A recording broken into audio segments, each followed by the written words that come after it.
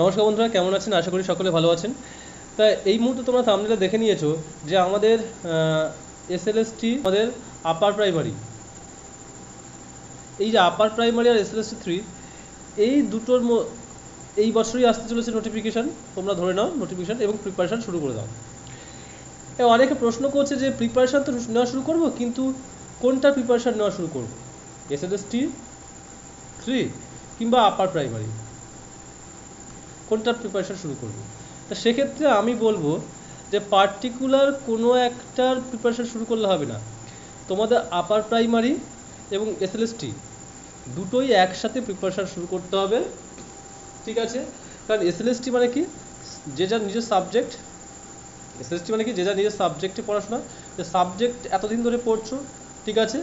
তো সেই সাবজেক্টের 2 থেকে 3 ঘন্টা টাইম দেওয়ার দিনে সিলেবাস ডাউনলোড করে নাও এবং সেগুলো অল্প অল্প করে দেখতে থাকো। আর আপার প্রাইমারির সিলেবাসটা ডাউনলোড করে নাও, তার কোশ্চেন প্যাটার্ন এবং প্রিভিয়াস ইয়ার কোশ্চেনগুলো দেখতে থাকো, কিছু কোশ্চেন 2-3 ঘন্টা সলভ করতে থাকো, বা থিওরি যেখানে যেখানে প্রবলেম আছে সেগুলো করতে থাকো।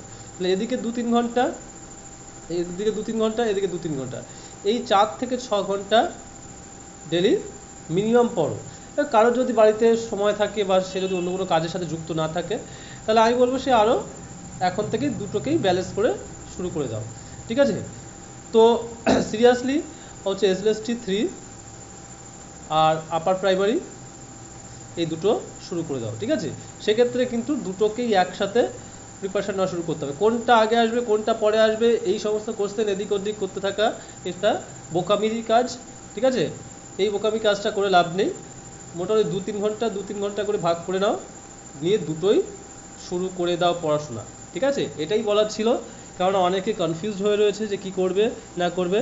হ্যাঁ, কারণ নোটিফিকেশনে মুখাপেক্ষি হয়ে থাকলে হবে না, কারণ এই সরকার তোমরা বুঝতে পারছো চেঞ্জ হয়েছে, এরা মোটামুটি কাজ করবে, ঠিক আছে? এইটুকু ভরসা রাখতে পারো এবং সেই জন্য নিজের পড়াশোনার প্রতি ভরসা রাখো এবং নিজের পড়াশোনাটাকে চালিয়ে রাখো, ঠিক আছে? থেকে নয়েজ থেকে নিজেকে দূরে সরিয়ে রেখে নিজের মতো পড়াশোনা করো, সরকারের প্রতি ভরসা রাখো যে আগামী দিনে এরা হচ্ছে এসএলএসটি আনবে আর আপার প্রাইমারি এক্সাম হবে, ঠিক আছে?